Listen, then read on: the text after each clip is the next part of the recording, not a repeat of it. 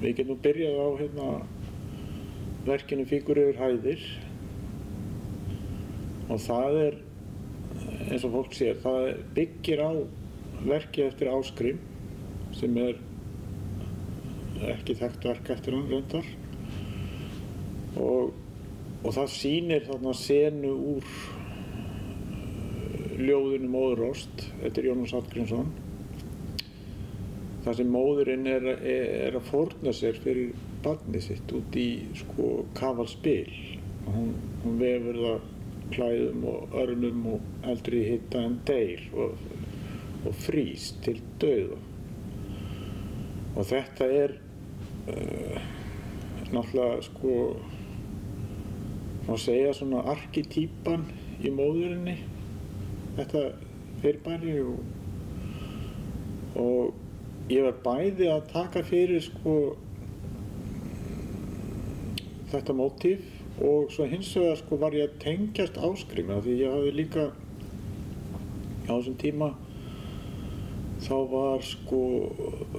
var ég að skoða verkin hans og mér finnst það mjög áhugaverð fyrir það að hann hluti af fyrir það að sýna fólk en yfirleitt fólki sem hann sýnir eru tröll og annað svona yfirnáttúrulegt úr þjóðsögum Íslendinga en hann svona samstíga Kjarval sem sýnir bara landslag og býr til og Kjarval bjóð til ímynd landslagsins og einhvern hátt hefur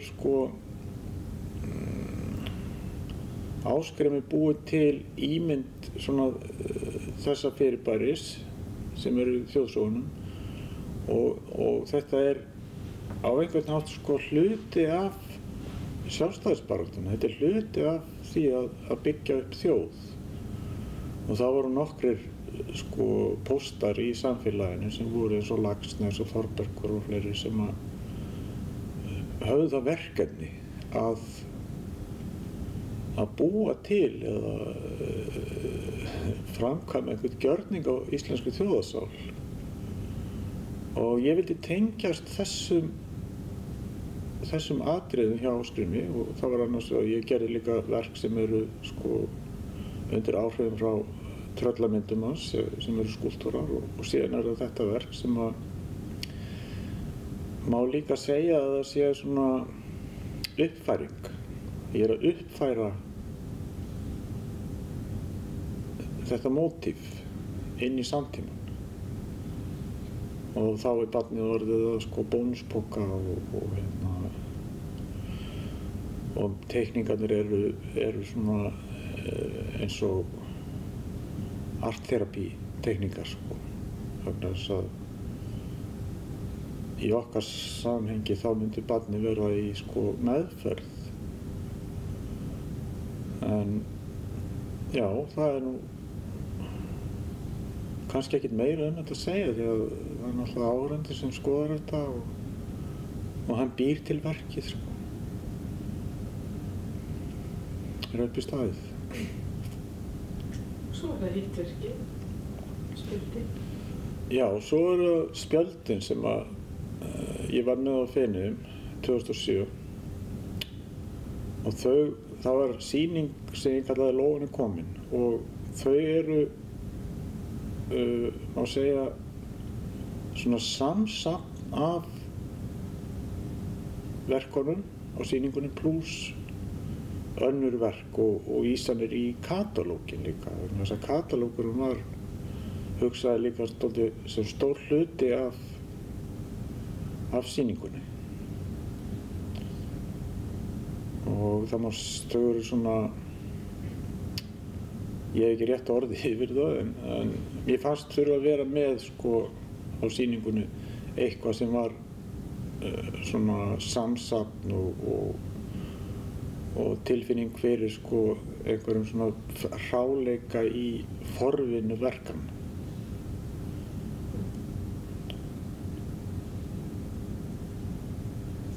Kannski það var gaman, kannski hefur líka verkið hluti af einmitt þessari stærri heild Lóan komin sýningarinnar, en kannski segir frá öðrum þáttum í sýningunni til þess, fyrir þá sem ekki sko sá hana? Já, það sko,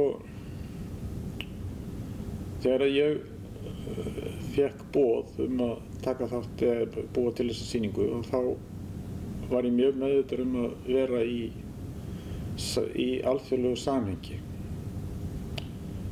og ég svona meðvitað ákvað að velja viðfangsefni og vísanir sem voru ekki alþjóðleg af því að það sem við kallum alþjóðlega list í raun og veru mjög lokal og eru þá oft sko talin alþjóðleg mótíf og viðfangsefni vegna þess að þau fá svo mikla kynningu og ég vildi fara hina leiðina. Ég vildi ekki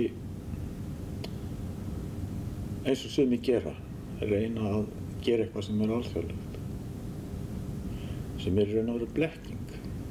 Þannig að ég fór og tók viðtöl við nokkra einstaklinga og það var líka gert til þess að fá svona margradda hljóm í sýninguna og einhvern veginn á þess að væri sko útkoman var ekki eins og nátt að vera vegna þess að ég náði ekki að gera nema bara eins og myndi segja toppinn af ísjakanum og mörg verk þarna eru sko átti ekkert að vera neitt aðalverkin sem urðu seinna og það má nefna að við gerði þarna með kindina og sem talið svona höfuðverkið í sýningunum, það átti alls ekki að vera það. En einhvern veginn safnaðist þetta saman og varð að þessari heild. En ég hvet fólk til að reyna að nálgast katalógin vegna þess að þar eru öll verkin og þar eru viðtöl og þar er dýpra í sýninguna heldur en var hægt á sýningunni sjálfri vegna þess að það er bara verk á sýningunni og katalógurinn er svona eins og handbók fyrir sýninguna. Kannski sko, það fær mig náttúrulega til að spyrja sko bara þátt texta í þínum verkum. Já. Hvað getur sagt okkur aðeins texta í verkunum, almennt? Já, hann er sko einhverju hluta vegna þá er textið alltaf fylgt mér sko. Ég veit ekki hvað það byrjar. Kannski byrjaði þannig að svona sem unglingur þá langaði mig til þess að gerast sko teiknimyndasögu teiknari og hafði áhuga á því. Þannig að það element er alltaf fylgir mér á einhvern hátt. En það er eins og ég hef ekki neina svona fræðilega skýringu á því. Það er bara svona náttúrulegt á einhvern hátt. En einmitt, já, eins og nefnir með Feneyjar og annað að þú vinnur fæst kannski af verkunum eða hvað í gegnum tíðinu hafa verið án texta, eingöngu. Já, það er einhvern veginn blandað saman sko. Svo er textinn náttúrulega myndrænn á ákveðinn hátt sko. Og það má segja sko að einmitt á okkar tímum að því farið sem skrifa sendibréf eða skrifa texta að þá verður textinn sko handskrifaður svona eins og teikning. Þá kemur meira fram sko tilfinningin og einhver merking í handskriftinni heldur en náttúrulega í bókstöfum. Eða í sko prentuðum texta í tölvu eða hvernig sem það er. Það er svona kannski náttúrulega fær mann yfir í hvað ég segja, svona þessi áhrif sem að psykoanalyserandir hafa haft á þig og þína list og kannski segja frá því svona í framhaldi, eins og bara nú er ég hugsa ósjálfráða skrift og hvað maður lesa úr skrift og annað, handskrift, en þú kannski segir okkur frá aðeins bara, já, kannski hvernig þessi tvö verk til dæmis falla inn í þinn feril, hvað þau segja listina almennt, hvað þau fyrst fengist við áður og eftir og í dag? Já, það er nefnilega, sko, ég get ekki sagt að þessi tvö verk séu eitthvað dæmigerð. Af því það eru engin verk sem gerir sem eru dæmigerð. Af því ég hef alltaf unnið þannig að sko, ég hef alltaf ákveðið rými og í tíma og það er eitthvað sérstakt viðfangsefni sem ég tek að mér að vinna og það er bara háð hvernig lífi ég lifi eða hvað kemur til mín eða það er alveg ófyrirséð, það er ekki planað á einhvern hátt og þá hef ég ákveðið frelsi til þess að vinna verk sem eiga ekki endilega að halda áfram einhvers staðar annars staðar í næsta verki eða þar næsta. Heldur getur það haldið áfram sko þannig að ég bý til eitthvað verk 1980 og svo 2001 þá allt í einu heldur það verk áfram eða það er ekki svona línuleg tímalína eða heldur það meira eins og sko einingar sem tengja saman milli ára og þá ef maður horfir á það sko úr lofti ef maður sér allan ferilinn sko úr lofti og þá sérðu að það er svona fjórðuvittar tilfinning í þessu. Það er ekki svona bein tímalína og þá getur maður sagt það að vinnan er svolítið þannig. Hún er ekki sko einhver þróun heldur öðruvísi ferli. Og núið fyrir 30 árum er núið kannski allt í einu. Maður fyrir heldur áfram með eitthvað verk. Svona gamalt verk eða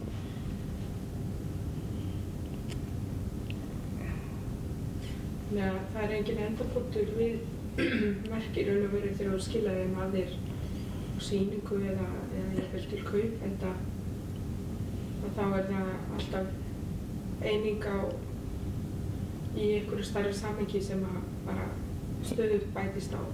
Sem gæti bæst við eða ekki sko. Eða hefur verið að fara tilbaka og fundið eitthvað. Þannig að það er ekkert gefið upp á einhvern hátt. Það er kannski frekar að það komi í ljós eftir 100 ár er eitthvað meiri fjarlægð. Þá styttist tíminn.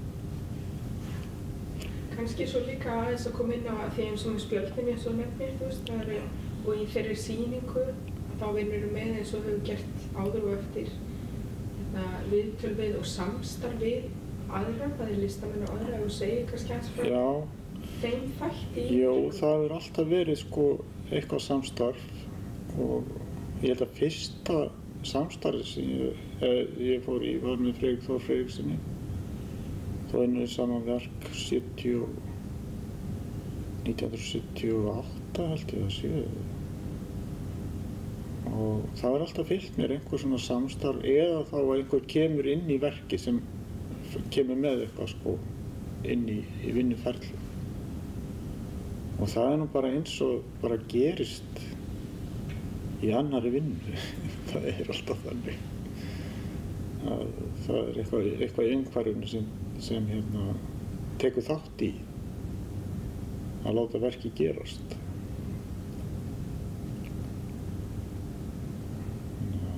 Kannski talandi áskrif sko og það er svona annars konar nálgun en kannski svona þessi hefðbundna stúdíó einveru. Já, ég einmitt sko ákvað að hafa svona öðru megin við öxlinn á mér og líta yfir sko með að ég var að vinna. Það var svona meðvitað. Það kom svona fylgdist með.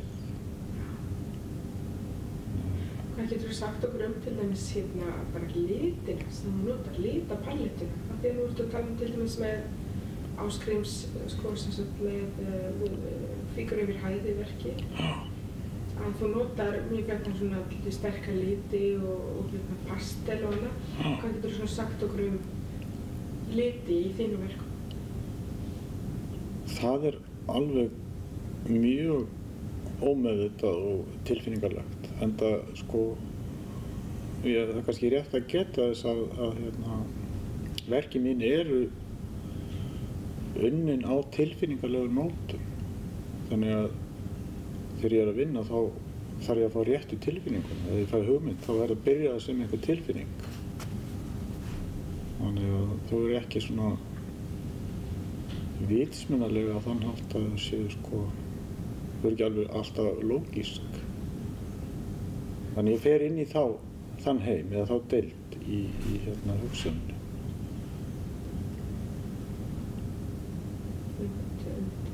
Ég þarf ekki að gefa mér ástæðu.